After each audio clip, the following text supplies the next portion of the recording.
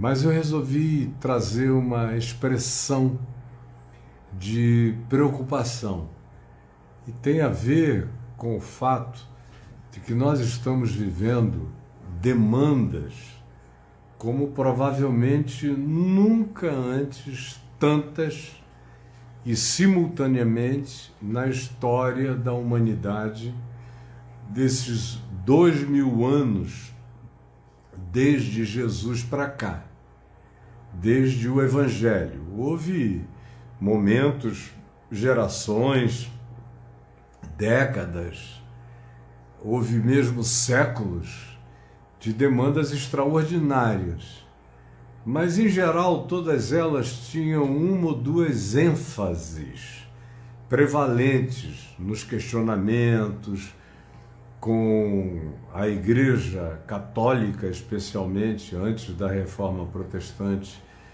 dando todos os ditames da loucura e da regulamentação em nome de Deus, transformando Deus num ente de natureza obsessivamente microscópica, que ficava olhando vírus e bactérias do comportamento humano, quase invisíveis aos olhos, ou um Deus de telescópio, olhando para coisas tão distantes da realidade, mas que apenas a ele preocupava, de acordo com os líderes da igreja ou da religião cristã, do cristianismo, e aí já especialmente de Constantino para cá.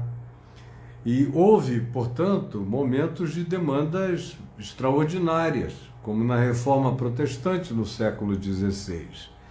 Sobretudo, naquela época, era a questão da barganha com Deus, da venda de indulgências e tudo que a ela se atrelava nojentamente. E acabou que houve uma acumulação tão grande,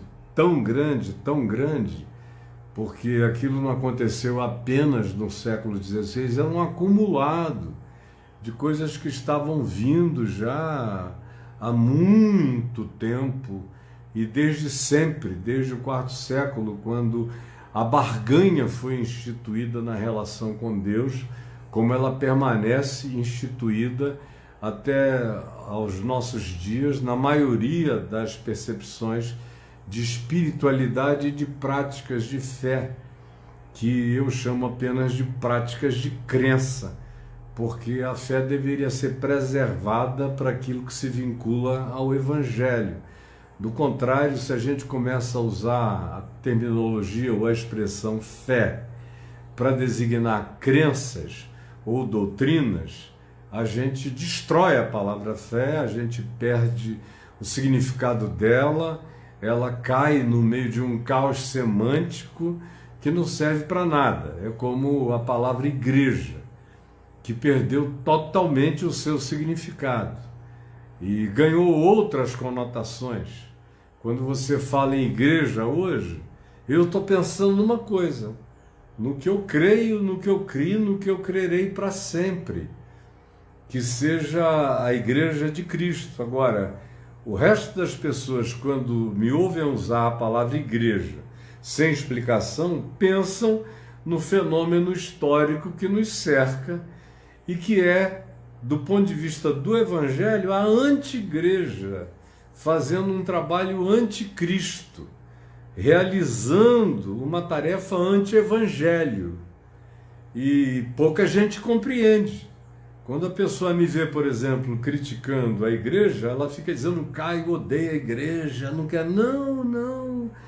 Ao contrário, você nunca amou a igreja tanto quanto eu amo. Você não sabe nem o que é a igreja.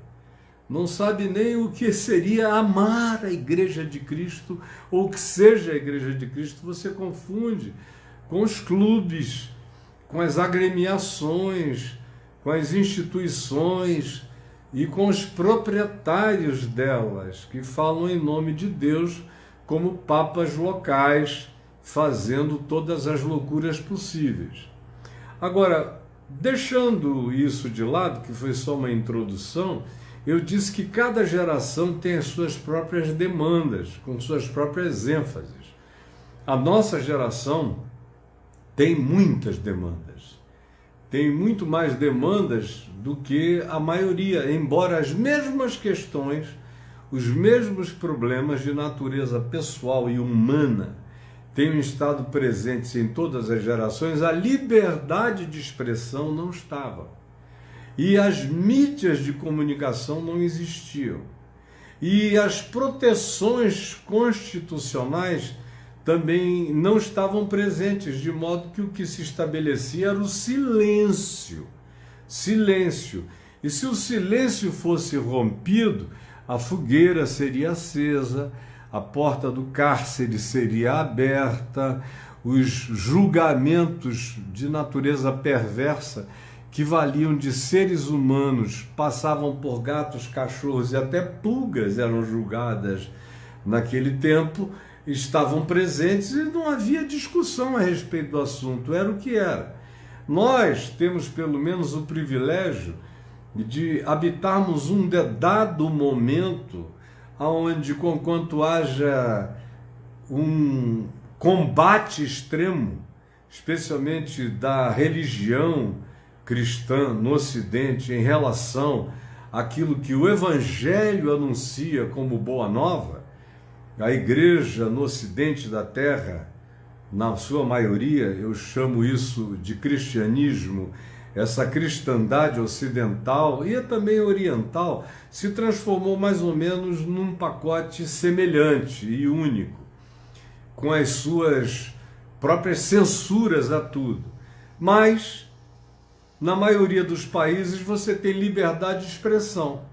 Você tem a perseguição ideológica, teológica, doutrinária, verbal, pública, através das mídias, de acusação, de relativização daquilo que eles nem sabem, nem entendem o que seja.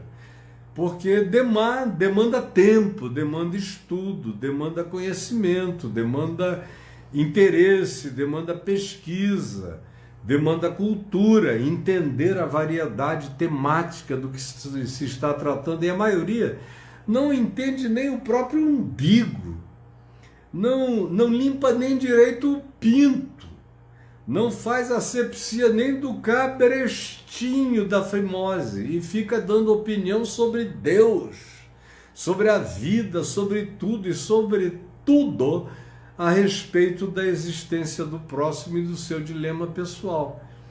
E aí vai me angustiando quando eu vejo que o Evangelho, outra vez, o Evangelho mesmo de Jesus, aquilo no que Jesus deu ênfase, pelo que ele viveu todo dia, vai sendo sutilmente deixado de lado, porque a gente vai sendo pautado pelo antagonismo religioso.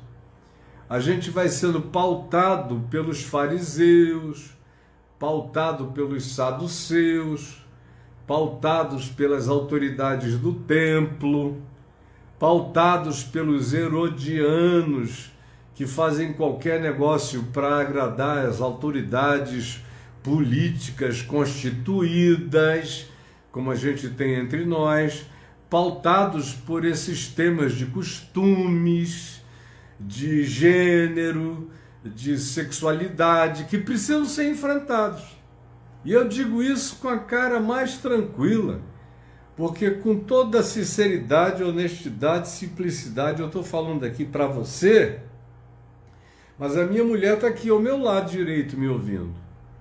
E eu digo isso na sua presença, na presença de Deus, na presença dela, com o coração quebrantado, que muito provavelmente aqui nessa terra brasileira, nenhum pastor tenha tido a coragem de se levantar para defender as questões de gênero no país há tanto tempo quanto eu, que estou fazendo isso há décadas e décadas e apanhando, não teoricamente, porque quando é teórico, quando você tem apenas uma teologia aberta, ou você tem uma concepção de natureza ética generosa, ou você tem uma percepção do Evangelho que te dá garantias, segurança e certeza para fazer as afirmações de boa nova em favor daqueles que são perseguidos, como, por exemplo, o pessoal que vive a condição LGBTQIA+,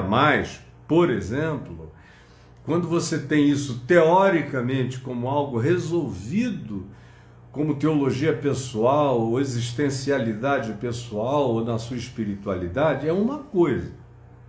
Agora, outra coisa é quando você, além de pensar assim, e de se expressar assim a vida inteira, ou de ter crido assim, ou de nunca ninguém ter encontrado na sua boca, em 50 anos, nenhuma afirmação que seja diferente daquela que você a vida inteira faz e mantém até ao dia de hoje, diferentemente só do teorema do Evangelho aplicado à causa, é quando você tem um filho que chega para você com 18 anos de idade e te diz, você, presidente dos evangélicos, de 65% dos evangélicos no Brasil, com participação nas principais organizações cristãs do planeta, e tudo isso, e vem teu filho e diz, pai, eu sou gay.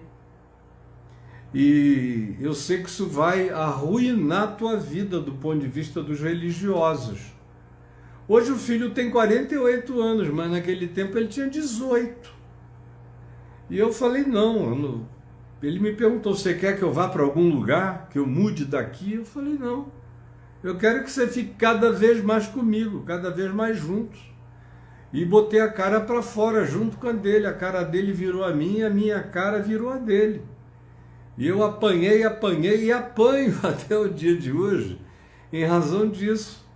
Ou quando nossa netinha mais velha chegou para a Adriana, que está aqui ao meu lado, ainda adolescente, e teve liberdade com a vovozinha dela, que ela sabia que era do Evangelho realmente, que tinha um coração aberto de verdade, não como teoria, nem como teorema teológico, e se abriu e se deixou perceber e manifestar como uma pessoa gay, ou como os gays femininos se auto-intitulam, como lésbica, conforme está no L de lésbica, G de gay, BTQIA+, lésbica.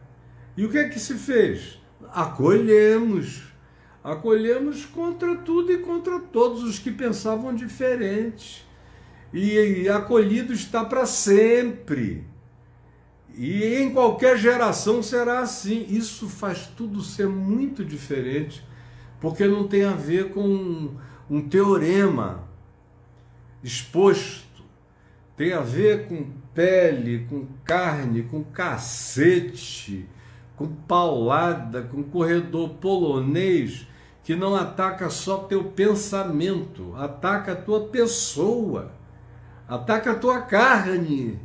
Eu já recebi acusações de que isso deve ser um defeito no meu DNA, para você ter uma ideia de até onde as pessoas levam isso. É de uma importância enorme a questão. Por exemplo, a questão do aborto. Eu fui um dos primeiros a lidar com isso, não agora, mas há 40 anos, quando eu escrevi um livro que a editora Betânia publicou, chamado Abrindo o Jogo sobre o Aborto, e em cujo livro eu não abria a perspectiva de que vamos fazer aborto de qualquer maneira, vamos liberar geral, de modo algum. Eu sempre fui muito consciente e responsável sobre o significado do aborto. Mas eu cria que havia condições, sempre criei, como creio, nas quais o aborto tem que ter permissão para acontecer, conforme inclusive a nossa Constituição já defende há muitos anos. E são causas completamente defensáveis. Mas também tem uma outra causa que a nossa Constituição não defende, que é a causa do livre-arbítrio da pessoa, do indivíduo engravidado, que nunca é um homem. é sempre uma mulher. E eu sempre defendi, em primeiro lugar, nesse tópico, que se uma pessoa ficou grávida, numa gravidez indesejável, uma gravidez inconcebível, uma gravidez que não se desejava mesmo, não se queria de modo algum, a primeira alternativa, mas veja, é uma primeira alternativa difícil de ser praticada. Deveria ser, e eu estou dizendo isso desde 40 anos atrás, está escrito lá no meu livro Abrindo o Jogo sobre o Aborto, a primeira alternativa deveria ser tentar ter a criança e entregá-la para adoção. Como, graças a Deus, uma quantidade enorme de pessoas me ouviu, milhares. Você que alguém escreveu aqui, me chamou de abortista, está pecando contra Deus, contra a tua alma, você não sabe de nada, menino, menina, não quero nem ver se é homem ou mulher, não quero perder meu tempo. Só estou dando uma explicação. E que quantos fizeram? É difícil aguentar 9 meses, uma gravidez indesejável, para depois ter o neném e entregar aqueles que, uma vez tendo tido, não quiseram continuar, porque tem uma outra coisa. Quando às vezes a mãe leva a gravidez até o 9º mês e tem o neném, e ela olha a criança, ela nunca mais quer entregar aquela criança. Existem muitos casos assim, que eu vi, que eu assisti, que eu acompanhei. Faz meio século que eu acompanho esse negócio. Mas tem outras que mesmo depois de terem um neném dizem, não estou preparada, não tenho coração de mãe, isso aconteceu por acaso ou por violência, eu não quero. E aí entrega para alguém adotar, e eu conheço pessoas que viraram homens, mulheres, estão adultos, com 40 anos de idade, viraram pessoas interessantíssimas, foram super bem amadas e adotadas, e essa é uma questão a ser sempre tratada com todo respeito, carinho, consideração e com essa vontade de proteger quem, em geral, não é protegido nessa hora, que é, em primeiro lugar, o feto e, em segundo lugar, a mulher. Agora, a mulher tem que ter liberdade para escolher, porque o homem nunca aparece nessa hora e a questão nunca o envolve. Mas, conquanto o Evangelho, o Espírito do Evangelho, o Espírito de Cristo, tem uma palavra a oferecer, que é libertadora, que é boa nova, e que eu sei que eu a tenho anunciado e praticado nesse aspecto também durante todos os dias da minha vida. Por outro lado, o Evangelho não pode se resumir só a isso. Só uma questão de gênero, só uma questão abortiva, ou só uma questão de costumes, ou só uma questão de conjugalidade, de divórcio, ou quem casa com quem, ou o que a lei está autorizando ou permitindo em termos de conjugalidade. O Evangelho tem que advogar a abertura de todos os direitos que sejam genuinamente humanos. E tem que advogar a liberdade humana, desde que isso não seja uma liberdade atropelante em relação ao direito de quem quer que seja. Mesmo que seja algo contra a opinião de muitos, mas a minoria tem que ter liberdade para praticar seu livre-arbítrio numa sociedade democrática, especialmente quando a gente diz que crê no Evangelho.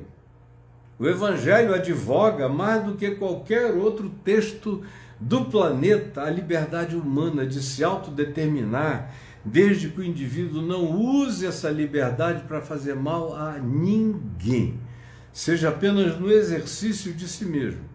E quando envolve, por exemplo, uma criança no ventre, aí as questões complexas envolvem aquilo que lá no meu livro, Abrindo o Jogo sobre o Aborto, eu disse e digo em muitas outras ocasiões, e direi em tantas quantas sejam necessárias, mas eu jamais vou reduzir a causa do Evangelho a um tema dessa natureza. Isso faz parte do que o Evangelho tem a dizer, mas o Evangelho é muito maior do que os temas, do que os tópicos. O Evangelho não pode ser reduzido a usos e costumes. nem pelo pessoal fanático da extrema direita religiosa, obcecada pelos costumes, como se Deus fosse um Deus de costumes, fosse um Deus de manias, um Deus de toques de comportamento, um Deus behaviorista, comportamentalista, e que coloca as pessoas no inferno por causa de onde no corpo dela alguma coisa entra e alguma coisa sai. Isso aí que é patético e diabólico tem que ser enfrentado. O Evangelho, todavia, só não pode ser reduzido a isto apenas. O Evangelho jamais deve ser negado e deve se negar a enfrentar a mentira que tenta produzir esse reducionismo. Mas nós não podemos nos fixar exclusivamente nisso, senão a gente cai no mesmo outro extremo, só que numa perspectiva chamada de mais progressista, mais liberal, mas que cai na mesma tematização obsessiva, obcecada, polarizante. Aí a gente fica sempre oscilando entre os polos. Eu não sou desse polo direitista dos usos e costumes, eu sou abolicionista, mas sou de um outro polo, e o Evangelho sendo como um Tiradentes esquartejado aí no meio, todo mundo puxa o seu lado, para o lado de cá, para o lado de lá e vai, quando na realidade eu quero me gloriar na cruz de Cristo Jesus, na cruz, aonde todos os pecados estão cobertos, estão perdoados, todos, o pecado do que acusa, o pecado do acusado, o pecado do que ignora, ou é burro na sua presunção, e o pecado do que pensa que sabe e fica arrogante na sua suposta compreensão. O Evangelho tem que ser cruz e esperança e certeza de transcendência na ressurreição, porque de que me adianta ter perspectivas de um Evangelho aplicável no cotidiano, a um contexto de liberdade social muito mais ampla, se a pessoa que está praticando essa liberdade social muito mais ampla não entendeu absolutamente nada ainda sobre a transcendência. Sobre a transcendência. Porque o Evangelho não me leva apenas do meu berço até a minha sepultura. Não trata apenas de como eu vou viver entre o berço e a sepultura. Ele me coloca e me projeta muito para além da sepultura. E eu já devo carregar, no meio dos dilemas humanos, das agendas humanas, das pautas boas e ruins, das circunstâncias geracionais, que tem as suas variações temáticas e de pauta de geração em geração, suas cobranças morais variadas, mas eu não posso deixar o Evangelho ser reduzido apenas à tematização geracional de um dado tempo ou momento. Nesse dado tempo ou momento, eu tenho que manifestar o Evangelho abrindo o corredor polonês, botando a cara para fora, como Ezequiel, e aguentando a pederneira da casa rebelde, apanhando, levando cacete, passando, encostando, criando uma crosta, engrossando a casca, para suportar a casa rebelde indo adiante, sem esquecer. Todavia, que o Evangelho é maior do que o que você faz com a bunda, com o pinto, com a pepeca, com o vinho, com a bebida, com o prazer, com o desprazer, isso e aquilo, fazem parte da periferia e, em alguns casos, se tornam importantíssimos porque existem pessoas oprimindo diabolicamente outras. Então é por causa da opressão diabólica sobre uma coisa que não deveria estar nem em questão que eu tenho que me levantar como me levantei a vida inteira, não por causa do meu filho, nem por causa da minha neta, mas por causa do Evangelho, por causa do que Jesus fez e ensinou, por causa de como Jesus tratou todo mundo, em qualquer perspectiva ou dimensão.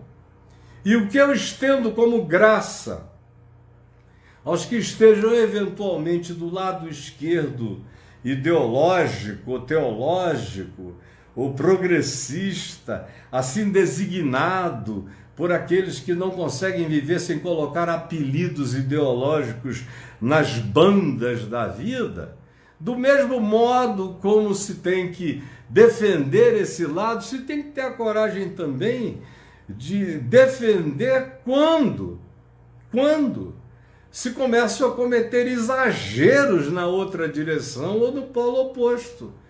O Evangelho anda nesse caminho do equilíbrio de Cristo Jesus, caminho, verdade e vida.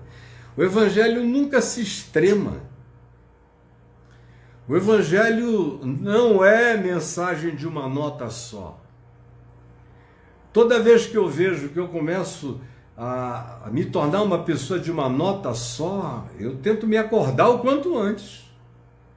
Porque eu estou há meio século condenando mensagens de uma nota só, porque elas têm o poder de criar toques geracionais, transtornos obsessivos compulsivos temáticos.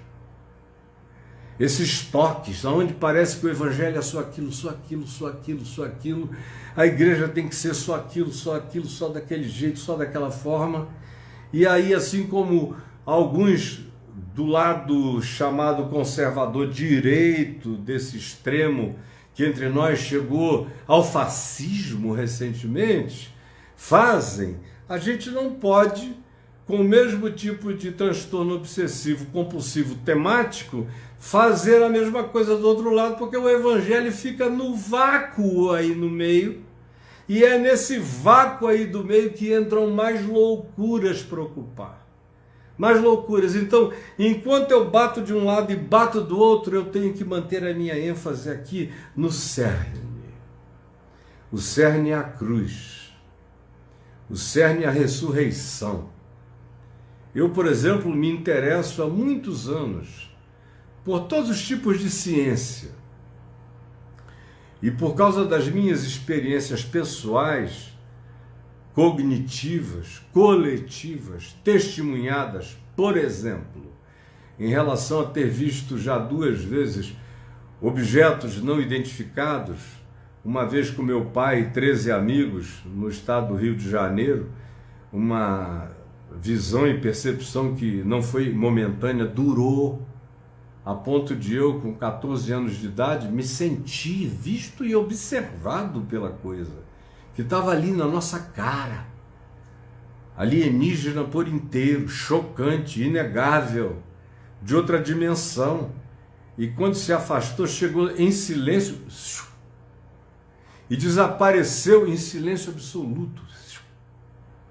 Como depois, numa aula de física, alguns já me ouviram aqui contar, eu vi um negócio que parecia um pão de açúcar, da grandeza de um pão de açúcar, em cima da cidade de Manaus, eu e a cidade inteira, e o meu professor de física ao meu lado, e a Escola Técnica Federal toda, em abril de 1974. Não houve ninguém que não tenha visto aquela coisa brutal. Quando eu vejo esses filmetos aí de OVNI, eu acho tudo... Eu dou gargalhada, porque pode ser qualquer coisa. Agora, as coisas que eu vi, que nós vimos, os que estavam comigo, e da segunda vez aos milhares, são incontestáveis. E eu, desde os 14 anos, que pesquiso, me interesso. Cada dia eu acho que compreendo um pouco mais sobre isso. Tenho muito a dizer sobre isso. Vou oferecer um curso onde esse tema será um dos temas, não o único tema, mas um dos temas por causa da natureza espiritual dele. É um tema profundamente espiritual e que nos próximos anos terá o poder de gerar confusão incomparável na Terra. Já está gerando confusão. Essas coisas têm a ver com principados, com potestades, com aquilo que a Bíblia chama de anjos ou demônios, com príncipes da luz ou das trevas, só são outros nomes. Mas eles estão presentes na Bíblia desde o livro de Gênesis. Nunca estiveram ausentes. No Novo Testamento também. Como também em todas as culturas planetárias, esses seres estão presentes com os mesmos designs, com as mesmas expressões, e quanto mais você estuda história, antropologia, arqueologia, que não fica limitada apenas à Palestina, mas mergulha em compreensões que estão muito para além do Homo sapiens sapiens de 6, 7 mil anos atrás, que é brincadeira. Quando você vai compreendendo isso tudo, o acervo de percepções aumenta muito, mas esse não pode ser um tema único. Isso tem que fazer parte daquela compreensão ampla do Evangelho, e eu olho para isso, incluindo isso, na perspectiva escatológica da mensagem de Jesus. E como nós estamos vivendo uma época onde a tendência é que essas travessias dimensionais aumentem, e aí eu tenho base bíblica para falar disso dias. Base bíblica, não é minha opinião, não. E nem preciso recorrer ao livro de Enoque, nem a Zohar, nem a nada disso. É na Bíblia, do Gênesis ao Apocalipse, base bíblica extraordinária para afirmar tudo que eu estou afirmando. E para não ser contestado por ninguém em lugar nenhum, porque ninguém vai ter a coragem de depois partir para o encaramento. Eu sei o que eu digo, enquanto eu não sei, eu estou calado. Agora, quando eu sei, eu viro um ser com cara de diamante, atravesso a pederneira do teu obstáculo e quebro no meio mesmo. Eu sei com convicção, em fé. Agora, mais do que nunca nesses dias, a gente precisa pregar o Evangelho com a integralidade temática de todas as suas pautas. Tem que ser cada vez mais o Evangelho integral. A gente não pode transformar o Evangelho num único tema, do contrário, ele fica num estado de aleijão horrível. Vai ficando reduzido a alguma coisa que, infelizmente, não é aquela que faz parte da essência que abrange tudo. Eu tenho que partir da graça, que é a essência que abrange tudo, dos braços abertos do Cristo Cordeiro na cruz, que abraça a todos no Oriente, no Ocidente, para todos os lados, que assambarca todo o drama humano, a angústia humana, o desespero, porque me desamparaste, a sede, a fome, eu tenho sede, as angústias variadas, os abandonos, as rejeições, as mais diversas, tudo aquilo que compõe a vida humana e que converge para a cruz, de maneira concreta, tanto quanto de maneira subjetiva e objetiva, e que inclui todo o dilema da experiência humana, e conclui com a transcendência para além da morte, da sensação do corpo físico. Pai, nas tuas mãos eu entrego o meu espírito. Passa pela sede, passa pelo abandono existencial, passa por dar esperança a quem do lado não tem esperança nenhuma, mas gostaria de ter. Lembra-te de mim quando vieres no teu reino, hoje mesmo estarás comigo no paraíso. Vai incluindo todas as necessidades, das físicas, emocionais, existenciais, psicológicas, escatológicas, da necessidade de fé e de esperança, e termina, no fim de tudo, dizendo: eu transcendo. Essa cruz não acaba nada. Pai, deixo este corpo aqui, por enquanto, mas ele ressuscitará da morte ao terceiro dia. Eu, todavia, nas tuas mãos entrego o meu espírito. E o Evangelho precisa carregar essa plenitude da cruz.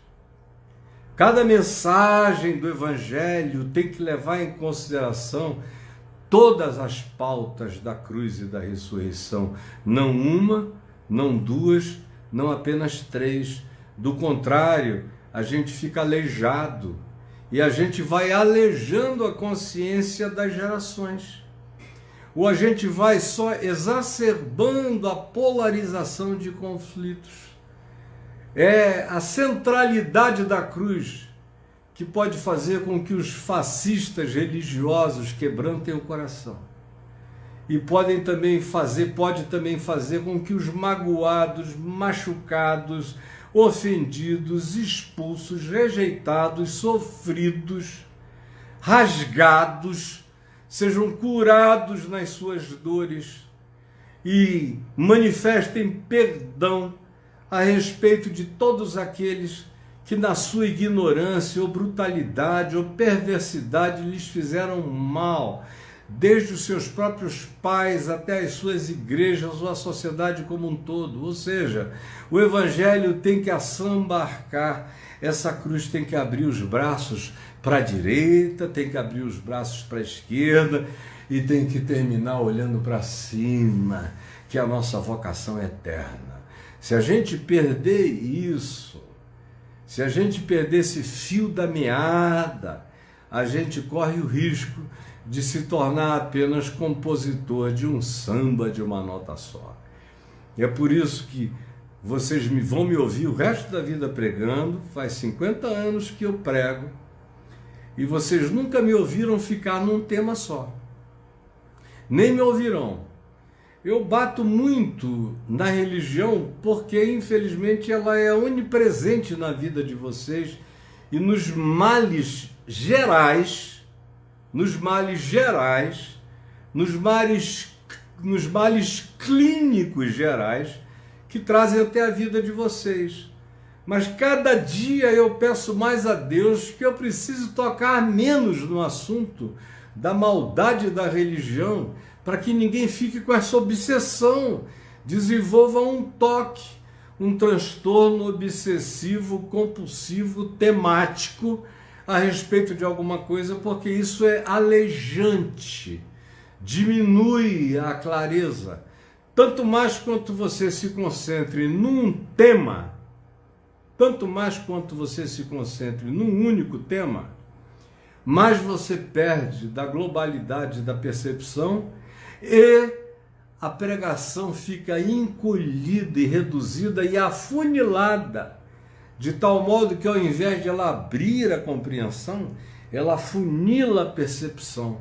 Ela, ao invés de te dar um olhar de lente que cobre em 360 graus, que olha até para trás, conforme o querubim do Apocalipse, que era uma bola com olhos para dentro e para fora, para trás, para frente, olha em todas as direções, que deve ser o desafio que eu tenho a olhar em todas as dimensões e direções, eu perco isso e acabo me tornando como um ente, como um mito grego que tem um olho só, monstruoso, e só enxerga aquilo ali, seja para a direita, seja para a esquerda. E eu preciso ser salvo dessas polarizações, e só o Evangelho me coloca nesse caminho lúcido de Jesus, onde havia de tudo nos dias dele. Mas se ele não fosse perguntado, a ênfase dele é: perdoe sempre, não julgue nunca, ame o inimigo, ore por aquele que te persegue, que te faz mal, que te ameaça. Não jogue as suas pérolas aos porcos. Tem coisas que não vale a pena compartilhar. Elas serão apenas pisadas. É como dar a ceia do Senhor a cães raivosos, que não entendem nada. É como Jesus disse: muito eu teria ainda a vos dizer, mas vós não podeis ainda suportar. A ênfase tem que ser aquela de Jesus. Não os proibais, eles não andam com a gente, mas eles estão fazendo o que é certo, deixa fazer. fica quieto, não se mete. Não é porque não faça parte do nosso grupo que ele não esteja fazendo aquilo que me agrada. Deixa ele lá, conforme Jesus disse a João, está lá em Lucas 9, 10. E, meu Deus, o Evangelho é o Evangelho que tem que estar no centro de todas as minhas percepções, dos meus interesses, da minha fala, do meu ensino e do seu também. De modo que eu faço esse apelo e peço que você compartilhe esse vídeo assim, súbito, que eu fiz aqui do lado da minha mulherzinha, e vou acabar antes que o tempo do Instagram se esgote, porque é 1 hora no Instagram. Pede para a menina de 11 anos escrever de novo para você poder falar com ela no direct. A Adriana está dizendo, pede para a menina de 11 anos escrever para eu falar com ela no direct. Eu não vou conseguir falar, só se ela puser aqui um post. Exatamente. Na live. Agora, a live está muito atrasada, porque eu fui falando e ela não está indo à medida em que as pessoas vão comentando, ela está parando no meio. Então tem uma menina de 11 anos me ouvindo aqui, que a Adriana pediu para você repostar o que você já disse, meu amorzinho. Reposta aqui. Como é o nome dela, você sabe, pois meu amor? Eu vi muito tão rápido que é isso que eu estou perguntando. Então, bom, eu vou ficar tentando olhar, mas eu preciso concluir, tá bom?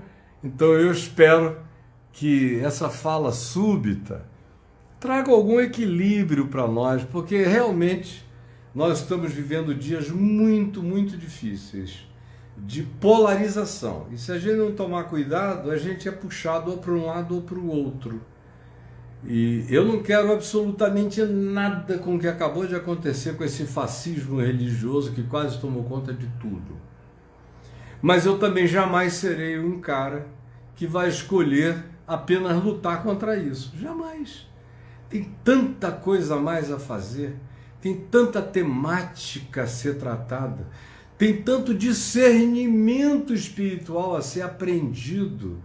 E um dos mais importantes recentemente é essa invasão de OVNIs aqui na internet, deixando um monte de gente doida. Eu estou vendo gente doidinha, ficando maluca, isso nem começou ainda. Imagina daqui a um tempo.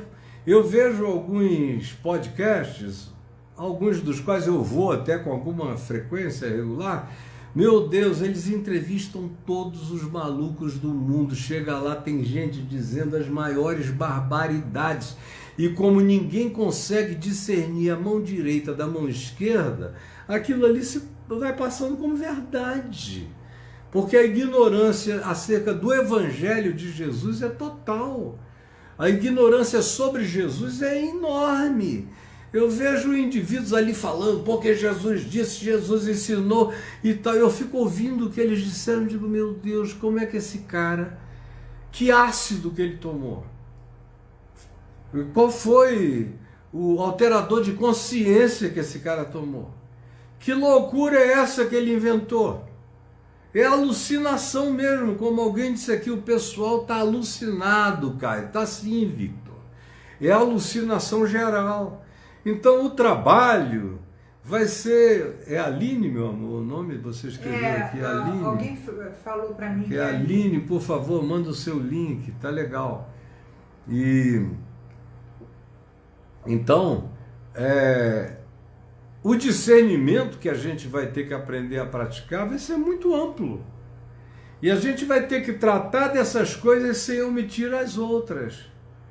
Nós vamos ter que ter sempre essa vocação de tratar, como disse Paulo, lá em Atos 20, quando ele se despediu dos presbíteros da igreja de Éfeso e de Mileto, lá na cidade de Mileto, uma cidade super importante naqueles dias, uma cidade que praticamente desenvolveu a filosofia naturalista com Tales e tantos outros sábios, muito antes dos filósofos gregos mais abstratos.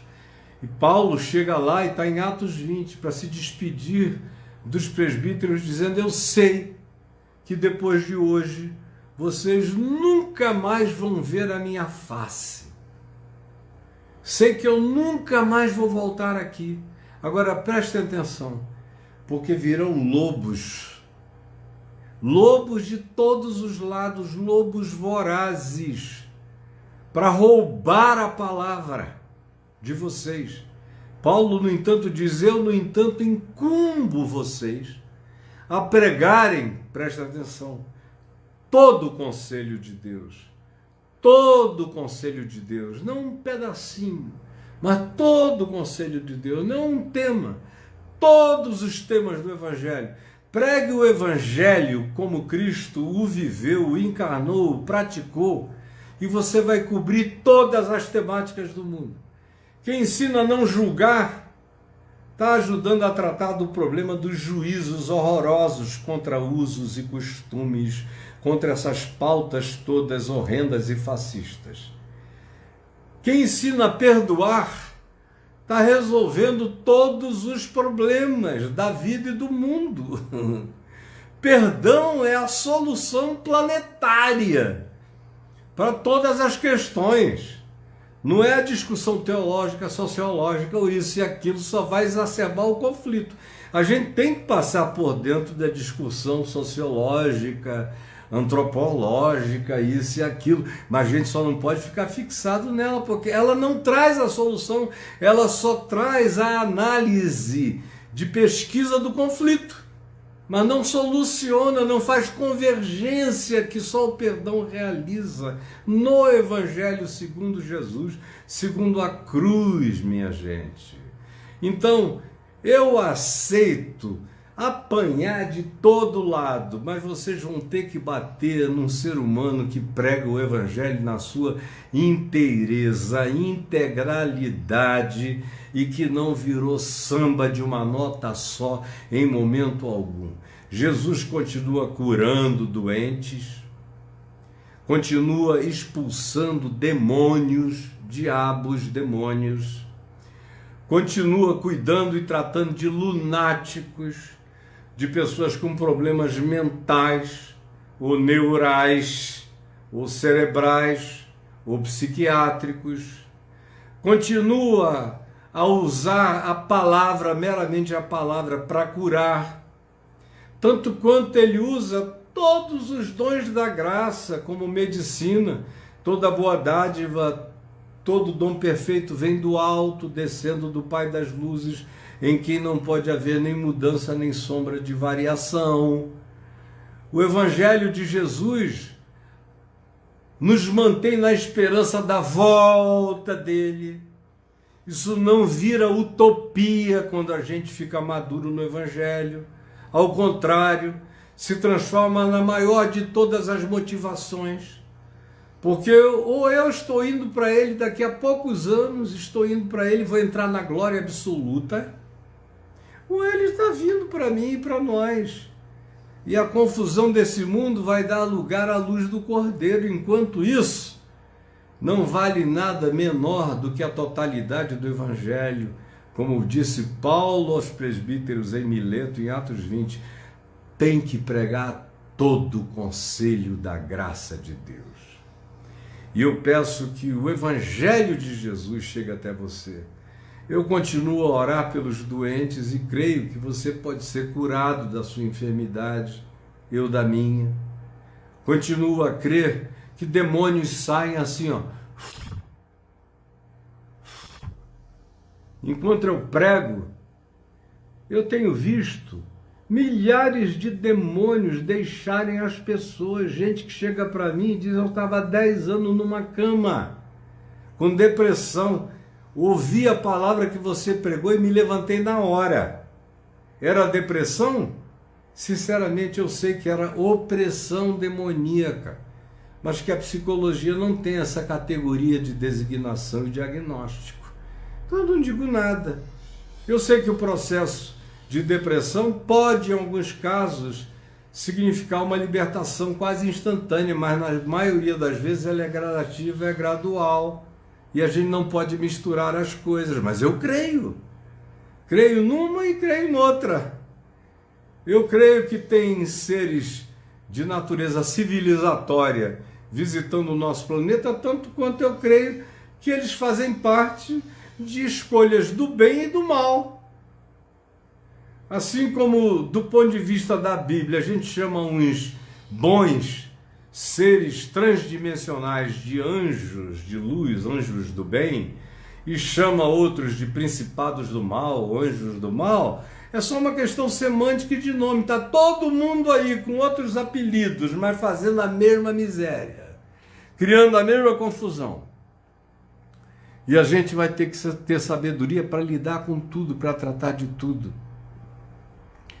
com a graça do Evangelho de Jesus e com a plenitude dele, não apenas com um tópico, nem com uma dimensão, nem com o TOCT, que é esse transtorno obsessivo, compulsivo, temático, teológico.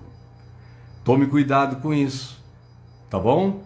Agora, quem falou aqui, fala Fabão, Jorge V. Filho, não me conhece, né, Jorge? Chegou aqui pela primeira vez, meu amor, viu? Meu nome é Caio, meu filho, Caio Fábio, Fabão eu não sei nem quem é. Agora, muito prazer, Caio Fábio, um beijo para você e para todos vocês que estão aqui comigo. E Deus te abençoe, Karina, Deus abençoe o Lucas, abençoe a todos vocês que já passaram por aqui. Eu sei que eu não aviso quando eu vou entrar, aí eu não posso pegar todo mundo, mas vou pegando, e a quem interessar possa, fica gravado, depois você entra aí e mande para todos os amigos que você possa, tá bom? Devo terminar agora ou mais uma observação, minha mulherzinha? Pergunta se tem alguém que queira fazer alguma pergunta relevante para você. Alguém que quer fazer alguma pergunta relevante para mim, foi o que ela disse? Alguma pergunta relevante para mim? Vovô Caio, eu aceito, eu adoro ser vovô. Eu também, adoro, eu sei quem ele é, a gente já é a voz dele. Eu e essa mulher nascemos para ser pai e mãe, e para ser vovô, e para ser bisavô. A gente ama isso, ama. Viu? O que tem o Danilo Gentili, meu amigo? O que foi? Eu já compartilhei 1000 vezes o seu vídeo lá no Danilo. Legal, é um vídeo que tem feito bem a milhões de pessoas. Milhões.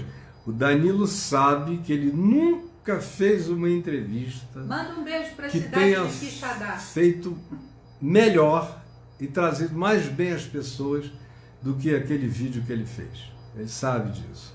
E a Adriana está mandando um beijo aqui para o pessoal de Quixadá. Pergunta aí, alguém falou, defina relevante. Eu não sei o que é relevante. Alguém aqui está falando, Caio, você quis dizer que o aborto é pecado? Querida, pecado é tudo aquilo que a gente faz sem amor. Você entendeu? Até essa pergunta aqui. Ou qualquer coisa que a gente faz sem amor. Viver sem amor é pecado. Nós, como a gente não vive com amor, a gente vive em estado de pecado o tempo todo. Mesmo quando não está tendo nenhum comportamento pecaminoso. Mas se você não faz nada comportamentalmente equivocado do ponto de vista das leis, dos costumes, das morais, ou de qualquer outra coisa, mas o teu coração, conforme Jesus disse, dele procedem pensamentos esquisitos, sentimentos estranhos, desejos adoecidos, tarados e tal, você pode ser o Dalai Lama e está totalmente vivendo em pecado. Então, pecado não é um tema, não é o tema do ânus, não é o tema do ano também, nem é o tema do pinto, nem do pênis, nem da vagina, nem é o tema do sexo oral. Vocês reduziram o pecado a uma lista de costumes. Por exemplo, a campanha política aí dos últimos 4 anos era tudo, só tinha a ver com essa tríade, com essa trindade pagã, que não é Pai, Filho e Espírito Santo, é pênis, pepeca e ânus, em algum lugar aqui dessa tríade. E o que esteja fora dessa tríade é pecado contra o Espírito Santo. Aí fica essa igreja toda doida. Parece que todo mundo tomou ácido. Amor, lisérgico. a doutora Adélia está perguntando, na Bíblia fala algo sobre o transtorno de personalidade narcisista? Algo de narcisismo? O tempo todo. A Bíblia é um livro que está lotado de narcisismo. E o principal pecado que a Bíblia denuncia não é pecado comportamental. Os pecados mais sérios da Bíblia são aqueles que habitam a interioridade. E dentre esses que habitam a interioridade, um dos mais sérios, o que está dito, por exemplo, é livra-me da soberba, que é uma outra palavra antiga para descrever narcisismo. Aonde você vir aí qualquer palestra sobre narcisismo, troque por soberba, que você vai ver como a Bíblia fala o tempo todo disso. Não tem nada pior do que a soberba. É por isso que Paulo diz que a soberba é o grande primal pecado de Satanás, é a soberba. É o pecado de Nabucodonosor, que é um arquétipo de Satanás, de Lúcifer, que é um ser cuja expressão nem aparece como expressão na Bíblia. Significa anjo de luz, estrela de luz, ser da luz, mas não está na Bíblia. E foi criado depois, mas tanto faz. É o grande soberbo, o rei de Tiro, que o profeta Ezequiel denuncia, e que acabou se transformando numa espécie de arquétipo de Satanás. É um outro grande soberbo. O rei Herodes é um outro grande soberbo, narcisista. Praticamente você não encontra nenhum líder mundial, com raríssimas exceções, que não seja narcisista. É muito difícil você ter uma pessoa que ambicione governar o mundo e que não seja narcisista. É muito difícil. Muito difícil ter um Mahatma Gandhi, que, por exemplo, podia ter se tornado presidente da Índia e não quis. Botou um Nehru para ficar no lugar dele. E ele mesmo foi para um ashram viver em paz o que restou de vida para ele. É muito difícil você encontrar pessoas que, podendo assumir poderes relativamente gerais ou absolutos, mesmo podendo, escolhe não.